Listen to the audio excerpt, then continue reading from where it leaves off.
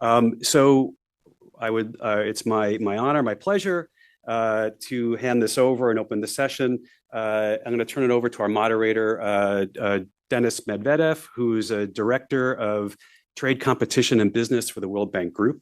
So Denis, hand it over to you. All right. Thank you so much, Stephen, for the introduction. Thanks, everyone, for joining, for everyone here in the room, as well as for all of the colleagues and friends online. Welcome to this session on catalyzing private sector-led job creation in FCV contexts.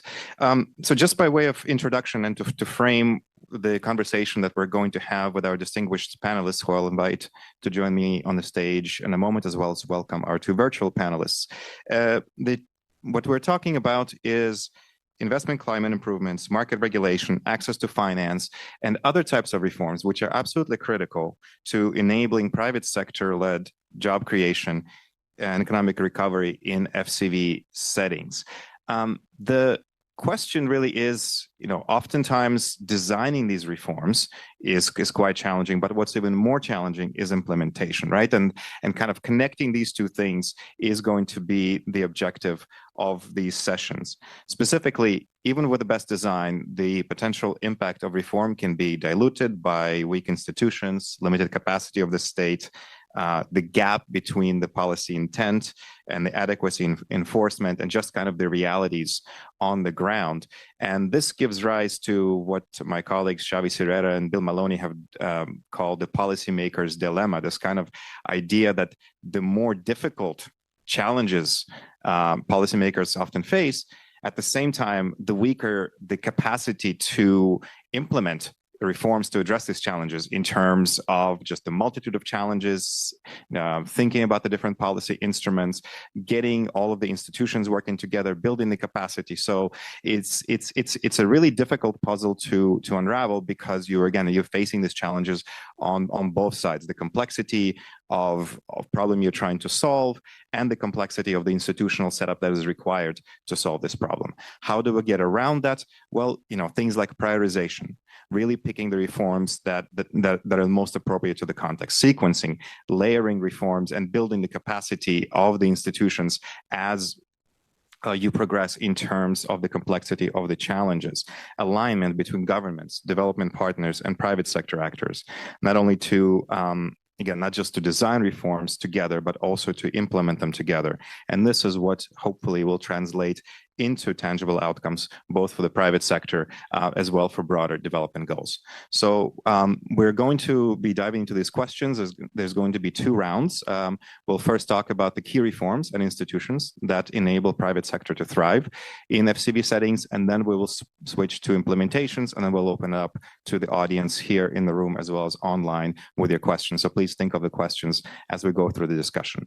And with that, I want to jump to introducing my panelists. So I'll start with the colleagues here in the room, and then we'll introduce the panelists online. So I'll start with Mr. Birama Sidibe, who is the founder and managing director of Agro Biotech. He most recently served as vice president of the Islamic Development Bank, where he oversaw the expansion of Islamic Development Bank's activities into sub-Saharan Africa. Prior to this, he was managing director of Shelter Afrique, a Kenya-based housing finance institution, and before that, he has spent a long and distinguished career at the African Development Bank. Mr. Sidibe, please join us. Our next panelist is Mr. Brian Kelly. Brian is the founder and CEO of Ansana Electric Group, which is a developer, investor, owner, and operator of electricity distribution utilities and renewable generation projects in East, Central, and Southern Africa. He comes with more than 2 decades of experience focused on electricity sector development, investments, financing, but also has a much broader background in entrepreneurship, private equity, and power sector investment banking. Please, Brian, join us on the stage. Welcome. And then I have a pleasure of introducing Mr. Colin Buckley, who is one of our key development partners from BII, British Investment International. He's the managing director and general counsel at BII. His background is international development and corporate finance. Before BII, he has held senior positions at the Children's Investment Fund Foundation, Millennium Challenge Corporation, and the IFC. He's also advised the Prime Minister of Georgia on the country economic reconstruction following the war. Colin, it's a pleasure to have you. Please join us. Thank you very much. And then we go to our panelists online. So as you can see, we're not doing so well on gender diversity in the room, but we do have gender diversity online.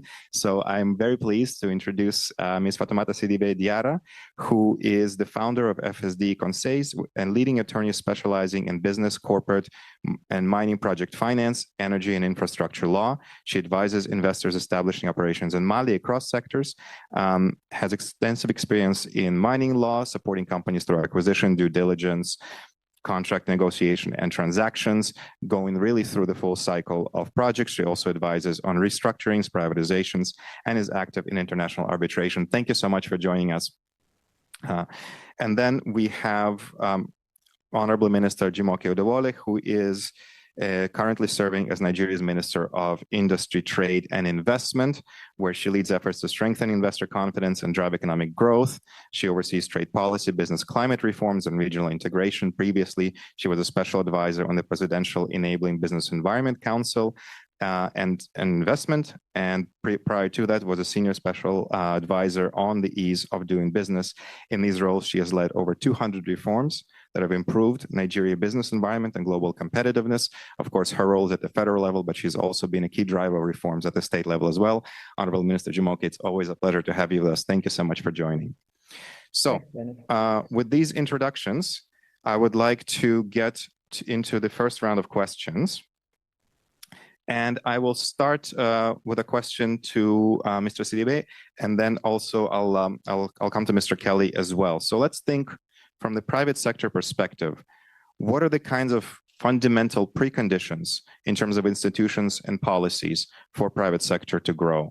And if you could really focus us in terms of answering this question, thinking about just 2 or 3 really important preconditions, 2 or 3 key reforms that if governments implement in the relatively short term could have the highest payoff for investment and firm confidence and jobs. So, Mr. Sidibe, perhaps I could start with you. Thank you. Into precondition and then to key reforms. So for me, as somebody having the foot on the FCV country, the precondition for any policymaker is to talk and to consider the right sector or subsector of the private sector in the FCV context. That's why I'm trying to start by discussion by shedding light on the structure of the private sector in FCV context. Of course, a definition, traditional definition, MSME stand for every single situation, but that definition happened to fail in the case of private sector. Why? In case of FCV country. Why? First, because in FCV country, the larger part of the thinner part of the pyramid, which is the larger companies, normally they run away from FCV situation or they just flee.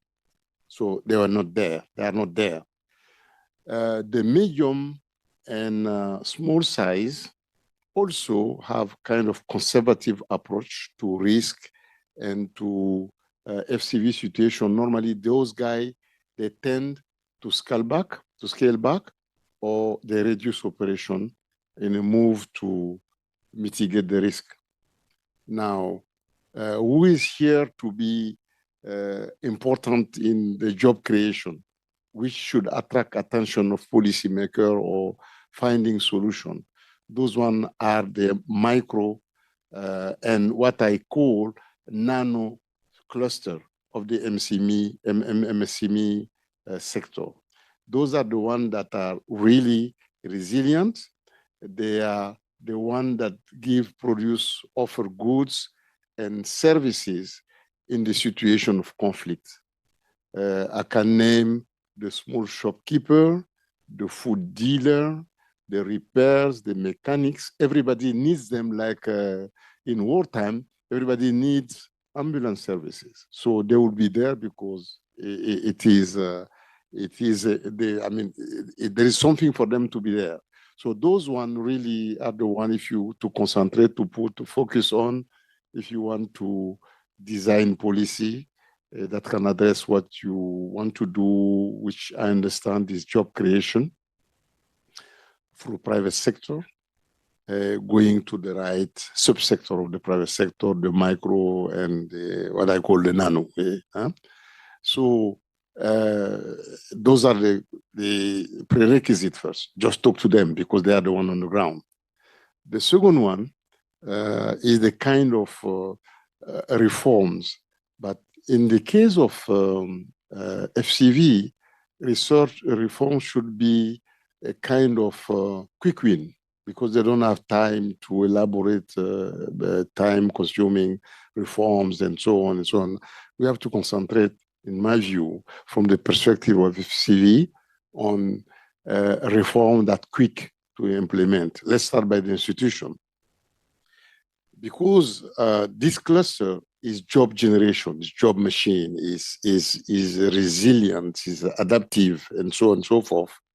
So we need to put a regulatory protection in a kind of institution ring fencing. So why ring fencing? Because the cluster can work under the protection, fiscal protection, one-stop shopping, and so on and so forth. That's the first one I see. Just put them in cluster in conflict situation, be it in urban setup or in rural setup. The second one, moving from policy, should come to the measure or the investment that are needed to make that policy productive. The first one for me would be the market infrastructure, because those people, their main business lies in trade, in transaction, in selling goods and service at the lowest level possible. So market infrastructure under the form of hub organized through business lines. I mean, you can say plumbers, nursery services, food services, anything that are like that and can be temporary in nature. The same person can do business in the morning and sell something different in the afternoon. I guess it's in almost in all situations, like in here they call paps and mom stores, things like that. You know, that's the lowest of it, but at the same time, it's it is there to attract attention on market infrastructure, hubbing, so that they can they can operate in an environment that is localized, that would ease the second investment proposal, which I really want to propose, is for them to have access to energy. Those small shop needs energy, painters, welders, and so on. And if they are scattered in a country where energy supply is a problem, it will be difficult for them to.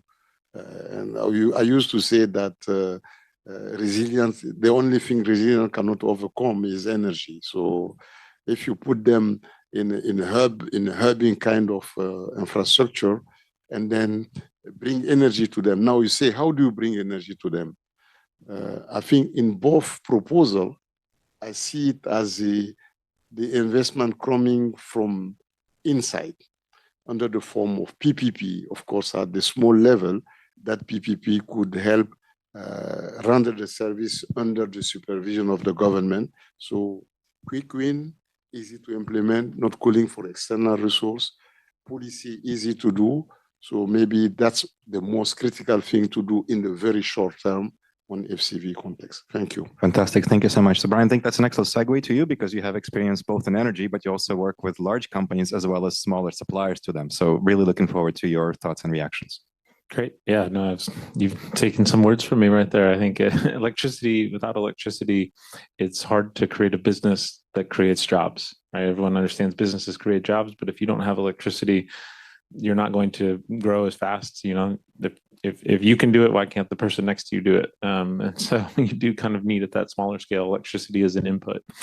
But yeah, I wanted to talk a little bit about the kind of experience that we've had and what would help attract investment, because we are operating in a number of countries that fit the FCV definition. I'd say mostly probably on the fragility side, economic fragility, but in the past also C or V. You know, what including, just to give examples, Burundi, Zambia, DRC, Malawi, and a couple others. Burundi is a very good example, just sort of tell the story of what we've done there. And I think when you think of these countries as an investment destination, you certainly don't. That's typically not everyone's first impression, but once you get there, the impressions are never worse than the media makes it out to be. They may be the same, they may be accurate, but mostly they're overstating how difficult it is to do business. So I think from the perspective of the government, there's a narrative issue. There's an issue where governments they struggle to get the word out about attracting investment to their country. And from an investor perspective, we have a lot of countries we can choose from. So for Burundi, in fact, it was a Burundian who was developing a project that was talking about Burundi and how helpful or how peaceful it is and how stable the environment is, but talking at conferences, and that attracted us to come. We started to build a couple of small hydro projects, and the government had put some reforms together to enable that. Through that process, we've created a public-private partnership to connect over 7 million people to the power grid. And so that's going to be a $1.4 billion grid expansion supported by Mission 300 and a lot of the partners in this room, and also including BII. And that's the type of thing that will enable growth in jobs, both from the small and medium enterprises that are going to be connected, but also the households and the areas of the country that don't have access to reliable power. So there's an easy way to create jobs. But what the government did well was that they concluded a transaction. They found a credible investor. They had a project in mind, and they went through the process of concluding a transparent project that signaled to the world, this market is open. This market, you can get a project done. This company with no prior ties to the country of Burundi comes in and builds a power project. And, they went through a lot of pain and effort to get there. But that signaled to us as investors that, okay, there's a way to get it done. Let's come in and do something similar.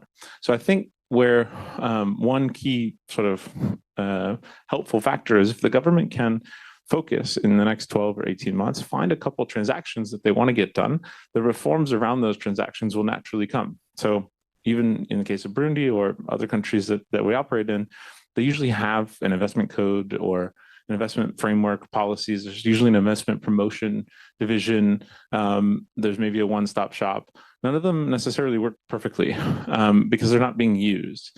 And so I think the key is, rather than create these policies in a vacuum, create them around certain transactions and understand whether those are actually suitable for those transactions. So I think that would be my biggest recommendation. If you can create that, there are now a bunch of energy players looking to develop projects in Burundi, whereas 5 years ago there weren't any, and that will lead to people developing factories and other things when electricity is available, it's reliable everywhere. So that's kind of fundamental. Like if you can build electricity everywhere, you'll create jobs and you'll attract investment. But you should think about what are the other bottlenecks to investment, and what are the landmark transactions that you can support, whether it's having a flagship hotel in your capital city. If it's not there, can you as the government build something like that to say, look, we're going to find a partnership with a global brand and we're going to develop it in this context, and we're going to work through, it might be uncomfortable for us, but we're going to send that message. Or whether it's an agro-processing facility, whatever the country is specifically wanting to do and wanting to attract more investment. I think the best way to do that is to kind of identify what are those investments and then go find out, do the transaction either through a PPP or through unsolicited, but do it in a transparent way, because that's what people will follow. So I think those, that kind of proactivity, getting out into the world and finding the solution that you look for. I think a lot of countries tend to overlook that because there's a lot of domestic politics. There's a lot of people that are domestic investors, but that doesn't open necessarily the gates. It doesn't open the world to additional investment. Even domestic investors need some foreign capital from whether it's banks or other things, typically in these markets. And so showing the world of DFIs or showing the world of even commercial capital that there are deals to be done here isn't all that hard. It's probably best done through creating a couple of examples and then modifying the reforms to make sure that those example projects happen. So that's what, yeah, that's what I'd say. Fantastic. Thank you so much. So you've given us a lot to think about. I really like your point about anchors and thinking about specific transactions, perhaps specific sectors, because that really makes things much more concrete and something that resonates very well with what we're hearing on our side when we engage with counterparts in the authorities. So let's go now to Ms. Sivediara, and I want to ask you about the different areas that we've already heard our panelists talk about. So if I put them in broad buckets, there's the regulatory certainty, there's access to finance, there's infrastructure services. Of course, there's also dispute resolution and all of these other elements to that. Is there a particular sequencing logic in your view of how to put all these things together? What have you seen based on your experience?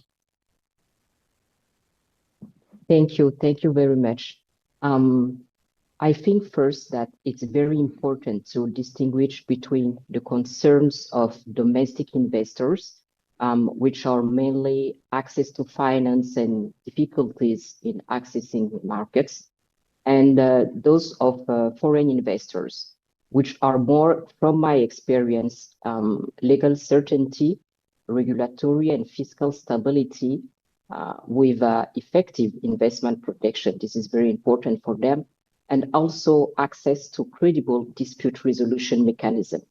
And they are also really concerned by the ability to repatriate returns on their investment. And it's important for me also to say that investors, whether domestic or foreign, they do not expect to operate in a risk-free environment. They do not ask governments to eliminate risk. They ask them to reduce avoidable uncertainty.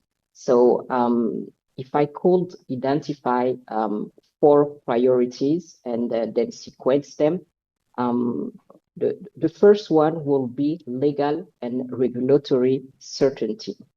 For example, it's very important for a foreign investor to know that if a dispute happens, there are fair and independent mechanism in place, like commercial courts or arbitration to protect their rights. Secondly, I think it will be the administrative governance, whether it be the simplification of procedures, the one-stop shops, as previously mentioned, or digitalization of public services. And also, it's very important from my experience to have a specific space for a formal public-private dialogue to take place. Another thing that is very important also is infrastructure and human resources, like energy, previously mentioned by Mr. Birama Sidibe and Mr. Kelly, also transports and skill developments. This is fundamental. In the energy sector in particular, reforms are needed. And the question is no longer to know whether to involve the private sector or no, but how to organize its participation. Because in my opinion, the exclusive model of control of the electricity sector is now showing its limitation in many West African countries. And finally, I believe an important reform should address to access to finance, especially in our countries for young entrepreneurs, women, and SMEs with high growth potential. And it's very important for me to mention a point is that all the reform that we will discuss about, this reform must be adapted to local realities. For example, the important place of informal sector in West African countries' economies must be taken in account. So if I should summarize, the necessary reforms for me will be, in my view, first, to build trust through legal certainty, then to reduce administrative costs and delays, to invest in infrastructure and human capital, and then to expand access to finance. Thank you. Thank you so much. So I think you've raised a number of important points, including the sequencing that you've touched upon, but also perhaps the different needs, the different types of investors may have, and thinking about how to tailor reforms to the specific bottlenecks that each type of investor has, which is a perfect segue into my question to Honorable Minister Jamoke, who, of course, as I introduced you have a reputation for being a reformer. You've implemented many, many reforms in very difficult circumstances. So my question to you is, can you guide us through your experience on the kinds of reforms that have genuinely shifted private sector behavior, and again, particularly in the more difficult settings where you've done much of your work, versus other reforms that may have been well-intentioned, but perhaps have not had the desired impact? Please, over to you.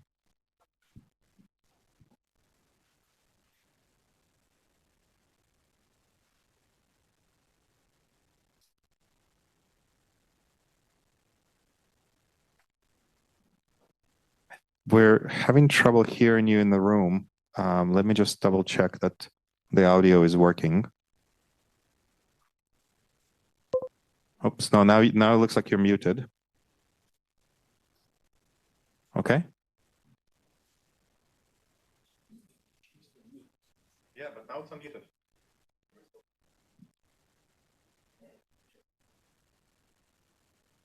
Sorry, just a moment, HM.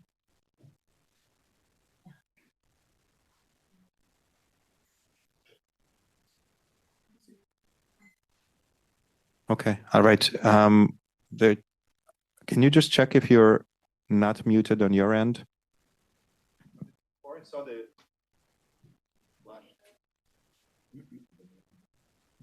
No, unfortunately, we can't seem to hear you.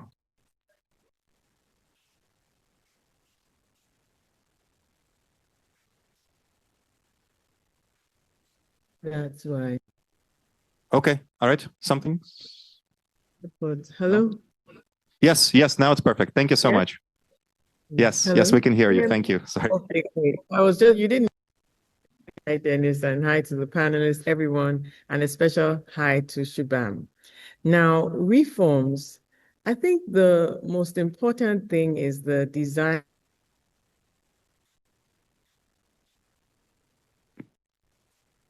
on the actual user of the reform. That's the private sector.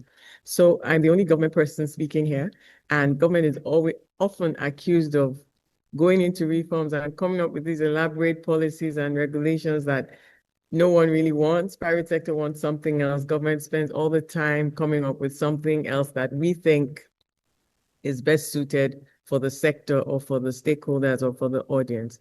And so the most important thing is really finding out what private sector actually wants, what reform will be priority, and how do they want it. So the co-curation of reforms, the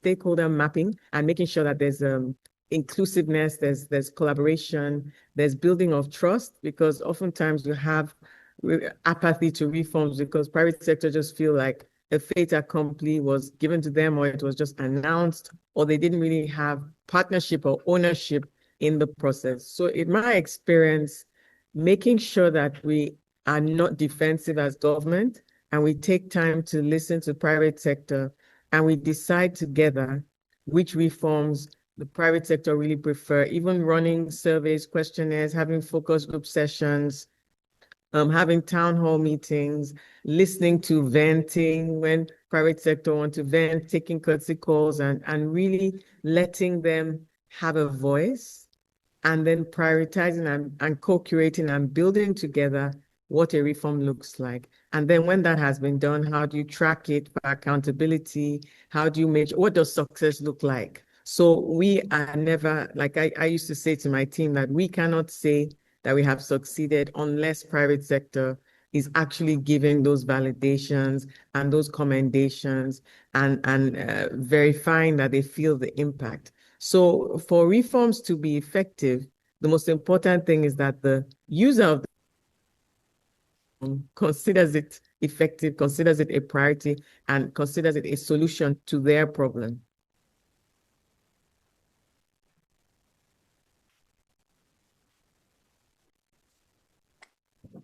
Great. Thank you. Thank you so much. This is an excellent perspective, and I think leads us very well into my question to Colin. So we've heard about all of these different aspects of the reform agenda.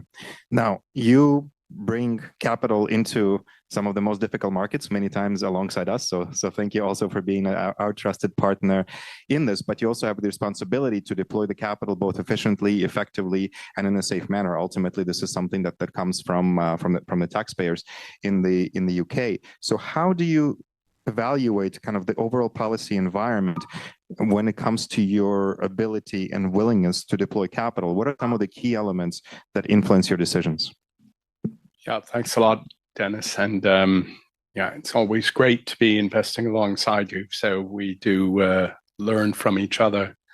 I mean, I think when we think about institutional quality in the policy environment, we're doing it in one of two ways. We're either doing it as an investor, looking at a particular investment, or else we're doing it as part of our kind of frontier market strategy, where we're genuinely engaging to improve the investment climate. And the approach, I think, is largely the same. So for the most part, we are willing risk takers around institutional capacity. I mean, about 16% of our investments are made in FCVs, and that's I think higher than most of our counterparts.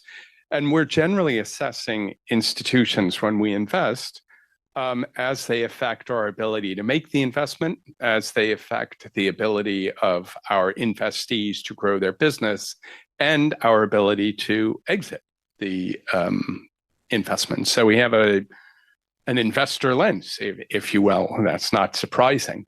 So exactly which institutions are important to those aspects of our investment really depends on the nature of the investment. I mean, that seems pretty logical. If we're investing in a bank, it's going to be financial regulation. If we're investing in the energy sector, we're going to be talking with the Minister of Energy and talking about tariffs and so forth.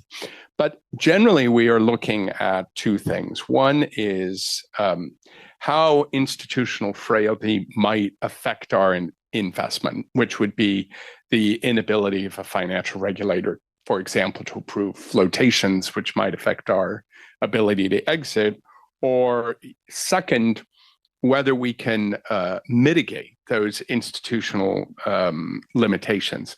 So, for example, we might have a very poor judicial system, but as Fatimata said, if we can have international arbitration, we've got a pretty good technique for mitigating that particular concern. So when we're an investor, we're looking very much at what affects the investment. I think the lens is very different if we're looking at, as part of our frontier market strategy, a particular country and how we can increase the amount of investment that goes into that country. And this is what we have done in Nepal and Sierra Leone. And I think the minister was sort of bang on the money about if that's what you're trying to do, you want to improve investment. The first thing you have to do is talk with investors. And so, you know, when we were looking at, for example, our Nepal program, we were, we challenged ourselves to champion particular regulatory reforms that would improve investment into the financial sector. So we had a very clear goal of what we wanted. And the first thing that we did is we talked to the investors who were struggling to make that investment.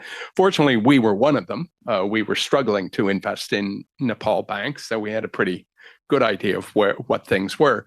But then we focused on very real regulatory changes that could change, that could make that easier. And I think the minister is absolutely right. It doesn't really help to set yourself the challenge of improving infrastructure or improving human capital, or these challenges which we all recognize, but do not lend themselves to a very easy fix. So we're looking for regulatory changes. We're looking for technocratic changes. We're in the area of like taxes. We're in the area of fiscal policy and so forth. Those are the ones that we can unlock relatively quickly. If you will, that is, the proverbial low-hanging fruit. Great. Thank you so much. So this is really helpful because you're talking about crowding in investors but also thinking about it very, very concrete terms, kind of taking me back to what Brian was saying, sort of let's focus on specific areas, perhaps specific subsectors where we can drive change. And I think that's a fantastic segue to the second part of this panel, where we go more from the what to the how. We've talked about all the different types of reforms that are particularly important in fragile, conflict-affected settings. So now let's think a little bit about how these reforms are implemented. And if I could first come to the Honorable Minister. So tell us a little bit about this challenge of implementing reforms when there are lots of things to do. The political attention could be sometimes fragmented. Finding the champions, because I think that's also what Colin was referring to in his remarks, kind of finding the drivers of change. But how do we do that in environments when governments change, institutional settings change? So how can you build confidence and build reform momentum across time with all of the things that can potentially distract us? How do you achieve impact in the setting? Honorable Minister, over to you. Thank you. Thank you. Okay, let me use a practical example of what we've done in Nigeria to achieve exactly that kind of scenario you described. We even seem to be having the same issue before where we cannot hear you. I hope your AirPods are off, GMK. Hello? Yes, now we can. Yes, okay, yes, good. perfect. Just put it on her AirPods. Okay, sorry. So I was saying that let me give a practical example of how we've done that before in Nigeria to address that particular challenge of a lot going on in the polity, even through an election cycle or handling a multiplicity of stakeholders. So we've used a technique called the National Action Plan, which are in 60 to 90-day accelerators to drive specific reforms in the regulatory space in particular. And so what that looks like is, first of all, doing the mapping and the survey of the private sector or even through the government agencies. When I ran PEBEC, we worked with about 53 federal government agencies, all the state governments and Federal Capital Territory, 37 of them, and then a whole slew of private sector actors, the judiciary as well. So it's a whole of economy, whole of government approach. So you want to take a particular area, so to speak, because you're not trying to boil the ocean or eat an elephant whole. So prioritization is key. And then you decide together, whether it's through feedback,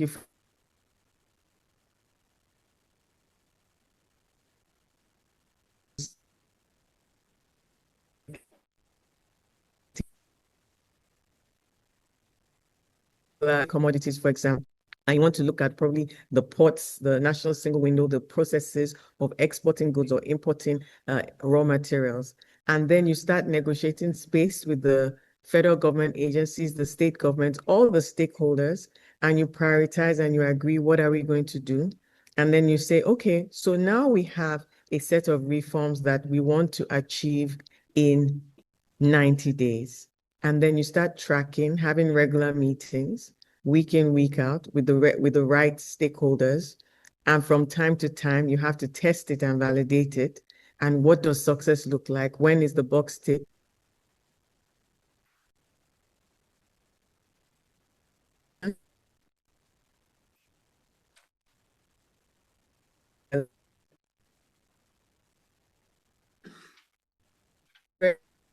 Tools to move the needle. And so we all know what success looks like at the end of the day. The regulation is achieved. And then you don't leave it at that. After some time, say in 3 months, 6 months, you still have to validate because there's sometimes a lag as well. And so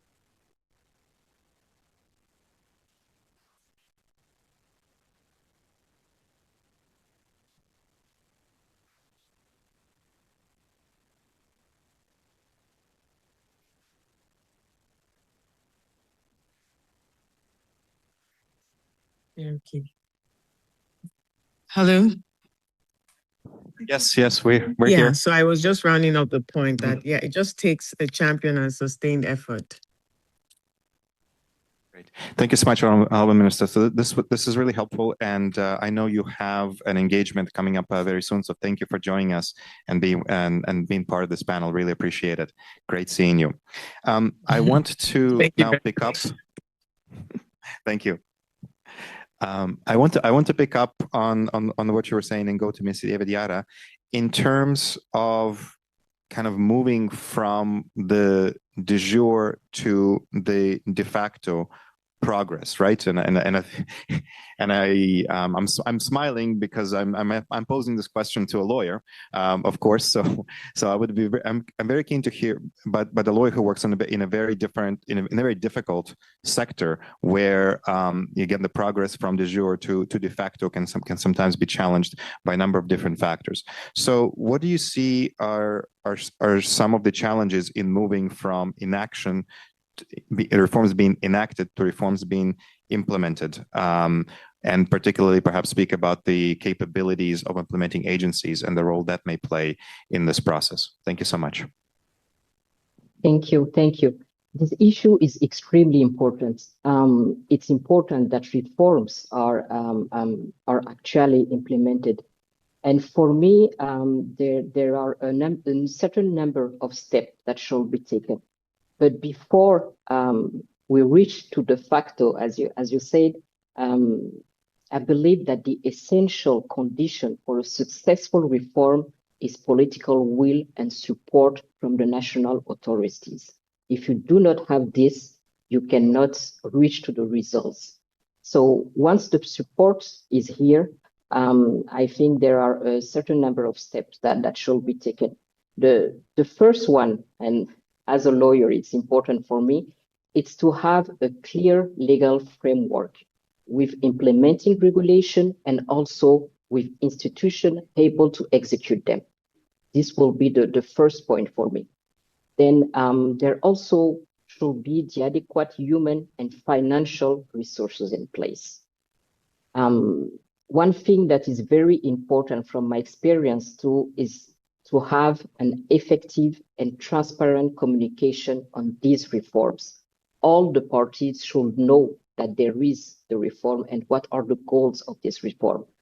And the last step for me will be the monitoring and evaluation of this reform to ensure the effectiveness. So for me, this will be the steps. But with the steps, we should have also an appropriate implementation strategy. This is very important. And in my opinion, the priority of this strategy will be to plan right from the start. As soon as you think about this reform, you need to invest in skills. Agencies and departments responsible for implementation must have the necessary technical, legal, financial, digital expertise to translate these reforms into results. If I take the case of the mining reform, for example, in our country, in Mali or in West African countries, these mining reforms, for example, needs an entire ecosystem of experts to ensure the effective monitoring and enforcement. So it's very important. And there can also be benchmarking exercise in the region to identify the best practices in countries with similar realities and challenges, because we have in a lot of countries, West Africa and a lot of African countries, we have investment promotion agencies. So they can share best practices with one another to know exactly how to get to the positive results. And one point is very important also to ensure that we can get from the reform to the effectiveness. It's accountability. It's important to have a clear strategy that will be built around clear goals, performance indicators, and monitoring mechanism to track progress. This is very important for us as professionals to have this accountability respected by our administration. And the results of this monitoring should be published, and there should be a discussion also on this reform and how it's progressing between the private sector, the civil society, and all the other parties to have their feedback on the effective implementation of reforms. And I would also like to add that each and every one of us, like the private sector, professionals, government, development partners, have a responsibility to get to this result. For the government, it's important to have an effective coordination among ministries, agencies, and key actors. Because as you said previously, if there is some change in the ministry, so we miss something. So it's difficult to get to the results. And for development institution, for me, they must emphasize on monitoring the results of implementation and not to stop at the mere adoption of reforms. So my conclusion is that every reform should be supported by an operational roadmap, because when we take a reform, we should know that implementation is not the last step of the reform. It's not the final stage of the reform. In my opinion, implementation is reform. Thank you. Fantastic. I think we could probably make that the tagline of this entire session: implementation is reform. But I want to now go to Mr. Sidibe with a question that builds up on what you were sharing, as well as what Honorable Minister said, which is, impact, right? How do we get to the impact part of the reforms? And specifically, based on all the experience you've seen, Mr. Sidibe, a large number of reforms by countries in your career, what distinguishes the ones that are truly impactful on the ground from the ones that perhaps don't achieve their intended impacts? Is there something that has to do especially with the role that the private sector plays in the reform process that could distinguish between those two categories? Thank you very much. Mixing the experience or looking over the experience of policy, public sector policy and private sector policy, do have one common factor. The poison of every policy is the difference between the lag between the policy intent and what is happening and felt in the ground. That's the big poison. So it's also valid in the case of FCV. It's even worse in that case. So it is important that the policy address the issue, and policy means what it means, and the implementation of the policy is felt on the ground. That's valid for every kind of policy you put on table, but it is more sensitive in the case of FCV on the feeling of private sector about the policy. Very important. So policy intent and what is felt in the ground.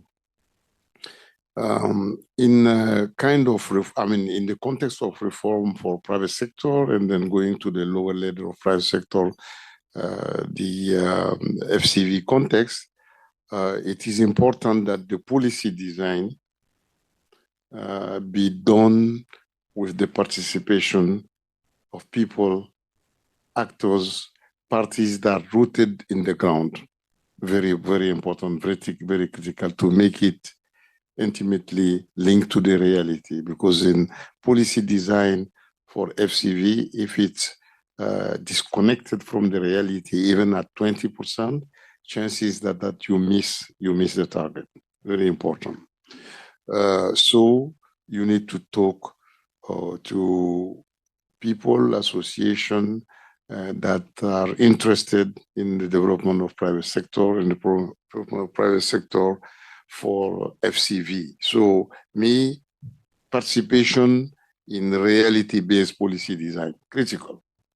And the second part of the question, one of the aspects in terms of partnership in reforming, I call it partnership in reforming.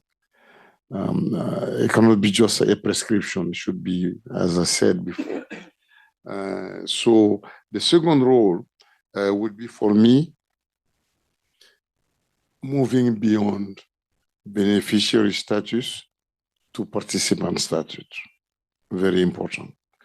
And the participant can champion, that's the best practice, can champion the reform in participating in it as an actor, let's say, for example, if you design a policy for PPP, let's say, for example, it is important that parties that are subject to that policy be also interested party. That's what I call championing implementation, investing, testing the policy through investment, making sure it's really good and implementable. I see important factor also the role number 3. In the case of private sector, it is important that they serve as a real-time accountability mechanism. There's a difference between, as I said, policy intent and what is coming on the ground. So you need a feedback mechanism for the private sector to feedback at the level higher level, upper level, to say, okay, your policy, the way it's impacted, I can bring my accountability mechanism on it. I can testify. I can see policy intent and policy happening on the ground.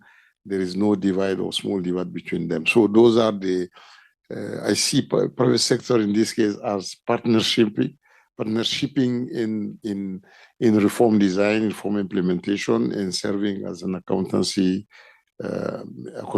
mechanism. So those are very critical in my view. Thank you very much. Great, thank you. And that's a perfect segue to what I was planning to ask Brian, which is, let's make this more concrete. Let's take this to infrastructure sector. Everyone has so far talked about this inclusive process, about bringing together the voice of the public and the private sector. So what kind of engagement really makes the voice of the private sector heard? And again, if you can share some more specific experience from the infrastructure sector, I think that would make it more concrete to the audience. Thank you. Sure. I think there are very specific reforms that are often needed in countries where we look to operate or look to invest. And we have participated significantly in the creation of new laws and creation of new or reformed laws. So, for example, in the case of Burundi, there has been a totally new electricity law allowing for private sector to participate in the distribution. Now, the law has a number of other things in it. We participated in providing feedback, as did other stakeholders.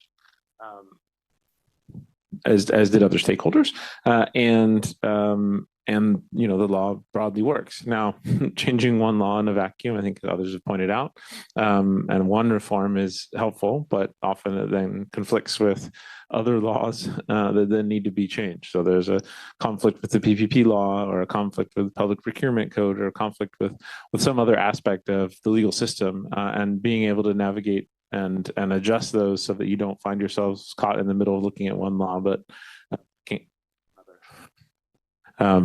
breaking another. And that basically means that projects aren't bankable, and you have to go through the process of making sure that it's not just the one sector you're working with, but it's a little bit more holistic.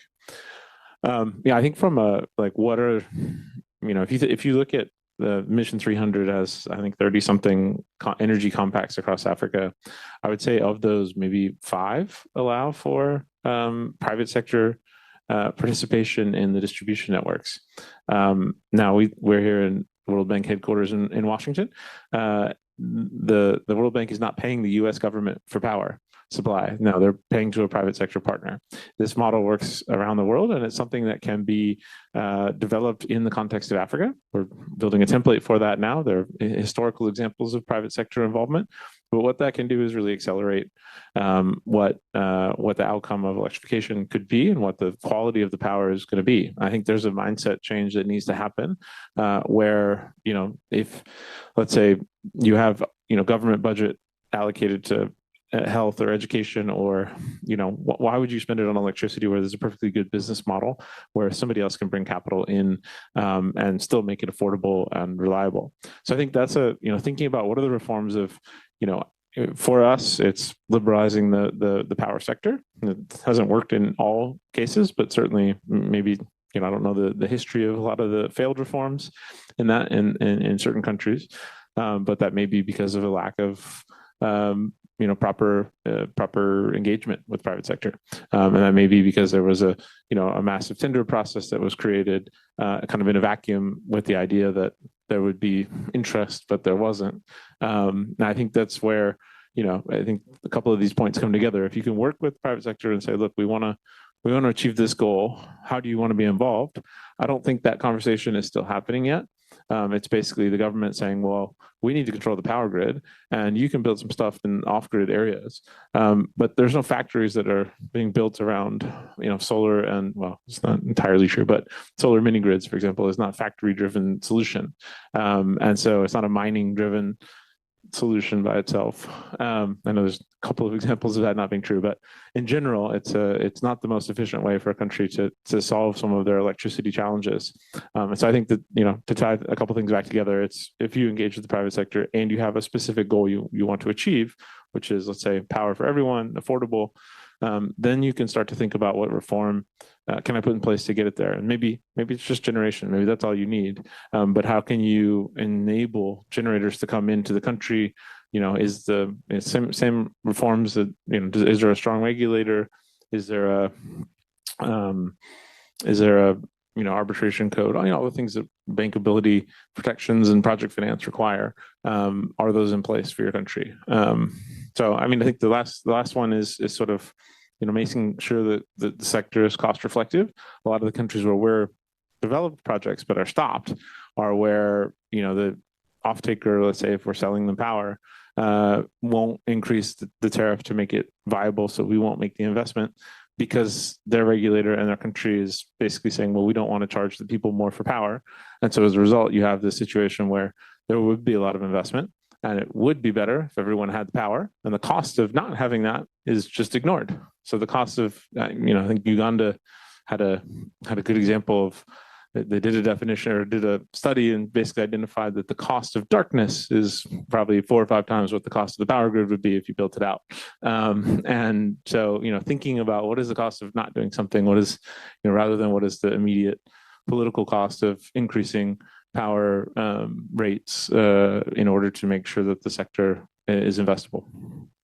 So I'll stop there. Great. Thank you so much. So I think you brought up a number of really critical things. First of all, the opportunity cost of not doing reforms, which can clearly be many times higher than the cost of actually implementing these reforms, and as well as leading with private capital, leading with private sector solutions, which is going to be particularly important in settings such as FCVs, where the resource envelope is particularly small. So kind of identifying where the private sector can take the leadership with the right reforms is critical here, which takes me to my question to Colin. So bring in private capital and taking advantage of that is great in order to maximize the overall envelope of resources available.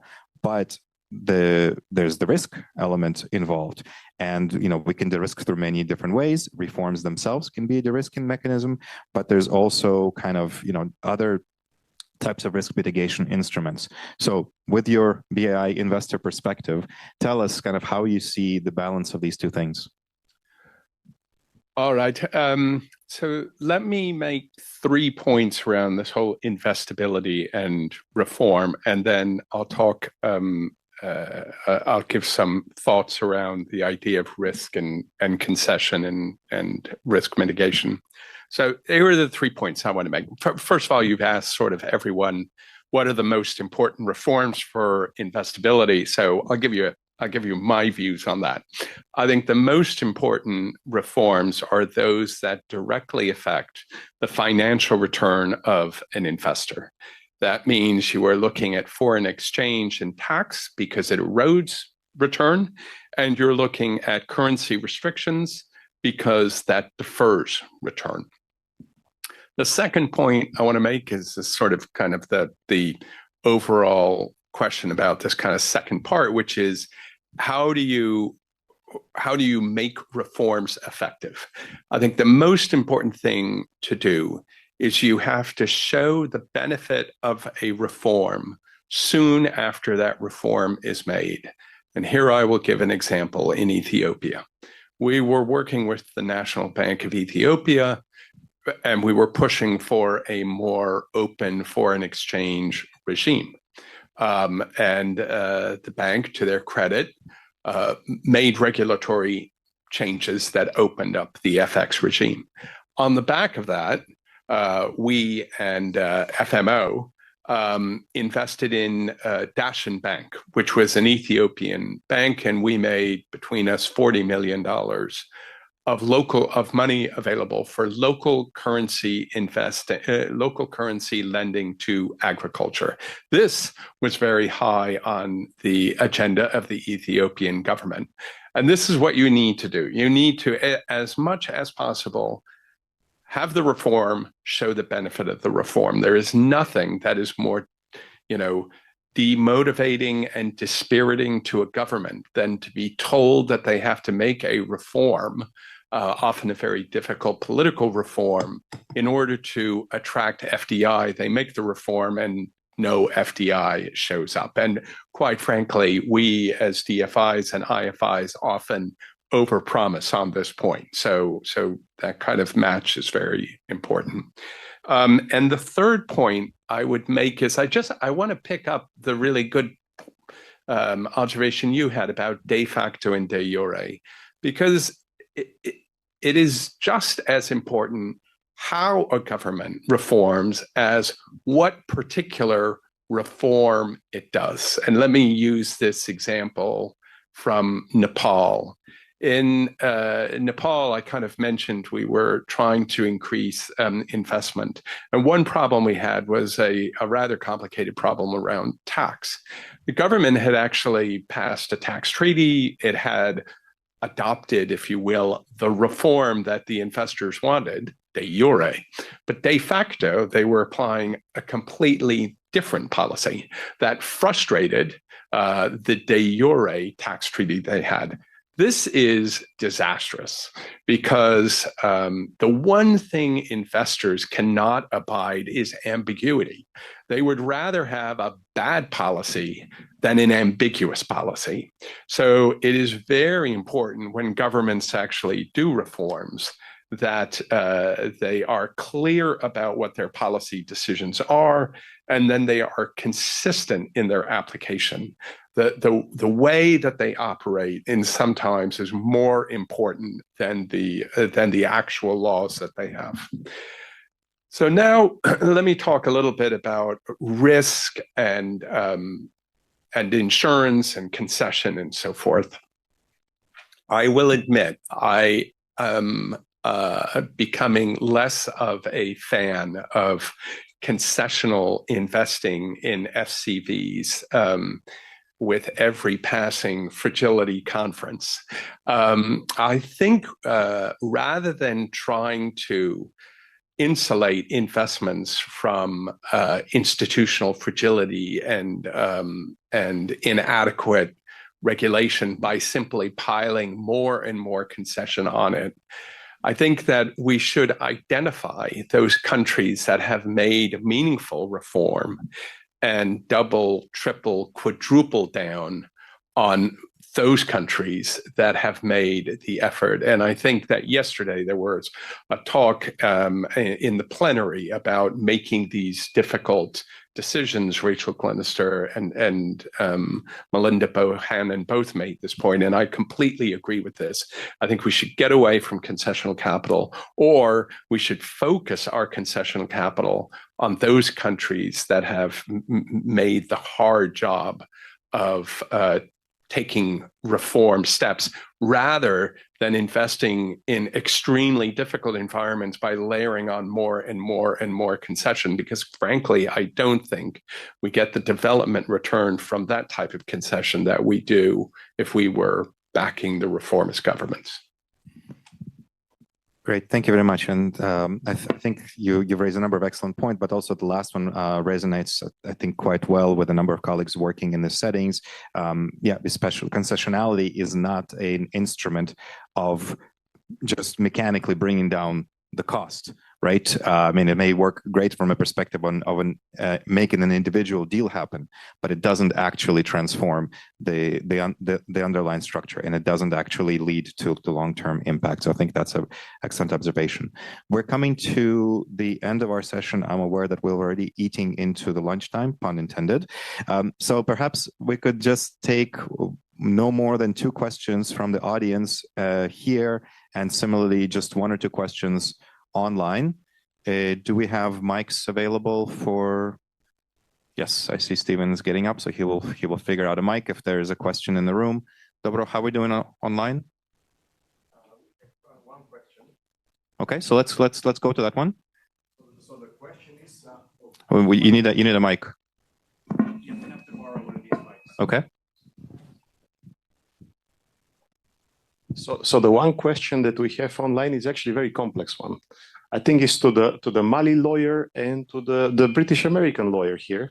And we have some other lawyers in the room as well, myself including as a recovering lawyer. So the question is, how do you deal with subnational regulation at municipal level? Because always the investment has a location.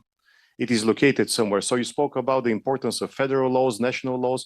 So the question is, how do you deal when the things come to the actual construction, the actual road, the actual building, the actual location in a physical municipality, as we have here in the municipality of DC, for example? Thank you. Great. Could we maybe combine with a question from the audience if anyone has one? Going once, going twice. No? All right, let's jump into this, please. Well, I guess I'm going first, and then Yeah, let's do that. I mean, I don't think there's very much difference to it. I mean, there are federal states where you deal with everything nationally, and then you have certain countries that have highly devolved powers. Nigeria is one of them. I mean, another one that we're facing all the time is Ukraine, that has a highly decentralized form of government. And there you kind of follow the reform process much the same on the kind of the local level as you do on the national level. I mean, obviously, it is more politically complicated when you start getting into local governance, but fundamentally the principles are the same. Ms. Fatmata, would you like to weigh in? Yes, please. Yes, thank you. Yes, in Mali, it's not a federal country, so we do not have this kind of difficulties. But for example, you can have specific regulation from some municipalities. For example, for a PPP project, if you need to implement something in a specific municipality, there are some specific regulation that belongs to the mayor, but it's part of a general law, like the PPP law that we have here, like since 2060. So it's on the national law. The mayor in the municipalities have some power, but they need to respect the global law. Great, thank you very much. And perhaps if I could add my 2 cents to that question, I think it helps whenever you have a clear delineation of responsibility. So when we've seen, let's say, industrial zones, export promotion zones work well, right? It's usually because there is a clear differentiation between what the federal authorities are responsible for, trade policy, trade facilitation, what the state level authority is responsible for in terms of the state, kind of state level incentives, and then what the local government does in terms of making sure there's a road, there's electricity connection, etc. Once you put all these things together, it becomes trackable, it becomes implementable, right? Where if everybody is trying to do everything and just throwing vague attempts at making this work, then I think we have many of these examples where things become more complex. But as we're coming towards the end of the session, I would like to give our panelists an opportunity for any concluding remarks, reflections, and maybe we could just go this way. So Colin, perhaps starting with you, and then we'll end up with Ms. Fatamata, although I don't know if you can do better than implementation is reform. I really feel like that's a mic drop kind of a setting. But in any case, let's hear from our panelists in terms of final reflections. I have anything more? I was gonna contribute to the last point to give an example. So, and this, I'm not one of the 2 lawyers on this panel, so ignoring the fact that I didn't go to school for long enough. Ignore the fact that I may be getting this wrong. Conceptually, directionally, it's correct. So, in a country like DRC, for example, the National Ministry of Energy needs to have approval over generation projects that are above 5 megawatts, and the governor of the province's purview is 5 megawatts and below. Then you have the transmission level projects, which is a kilovolt level, not necessarily a distance or investment, but at 70 kilo or at above 30 kilovolts, you have national authority, and at below 30 or within the 30 kilovolt range and below, you have a governor authority. So we are running into a situation where we're doing generation, small amount of transition, like 15 kilometers, and we're doing sizes that are both below and above on the generation side, and then distributing to the city. So we'll need to sign a bunch of different agreements. I would say in that case, it's fine. It doesn't need to change the law. We can go and do that, but there needs to be a cognizant, like the government needs to be cognizant that for situations like that, they basically need to double stamp everything and have a kind of national framework that sits above these complicated types of projects. And I think that that's a way of solving the fact that, you know, maybe the laws are the right laws. It just don't work in our particular situation where we're kind of on the edge of both. And I think that's what, you know, you want to go to the national level authority because that's where you feel the most comfortable as a foreign investor. But practically speaking, you know, it's a big country, the governor, a lot of this should be devolved. It's, you know, long-term, probably the right thing to do. How do you balance that as a government? I think the key is just be aware of the issues that might be there and be ready to facilitate solutions through kind of engagement. So I'll leave that as my final thought. Which is excellent one. Thank you so much. Please, sir. Okay, thank you very much. I mean, I concur with most of the points that were raised by my colleague here. One thing I know is that the reason for reform is to shift from ambition to sustain result on the ground. So the colleague said there, I mean, if any reform that's not benefiting two parties, chances that they are not accepted. Everybody need to find it. This is valid for almost any situation, but it's again valid for in FCV context. So in FCV, the private sector, the part of the price that still exists should be part of the design of the policy so that it can, as I said, feed the reality from the ground. They should be championing in terms of implementation, and also they should serve as an accountability mechanism. That's some of the key for success. Thank you very much. Thank you. Ms. Fatoumata, will leave you to close this panel with any final thoughts from your end. Thank you.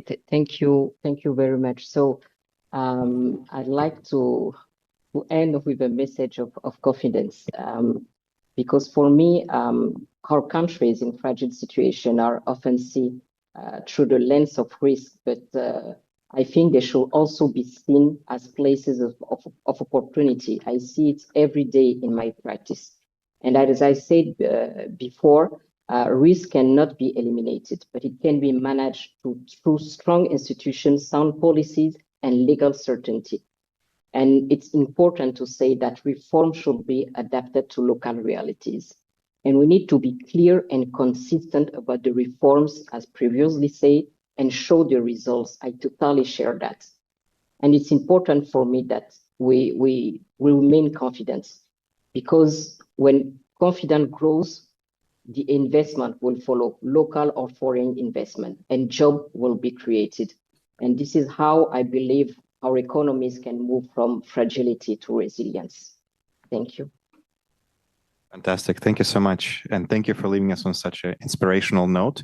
So with this, I would like to thank all of the panelists for sharing their wonderful insights with us. Thank you to the colleagues here in the room and those who followed the session online. And hopefully everybody now enjoys the rest of the forum. Thank you so much.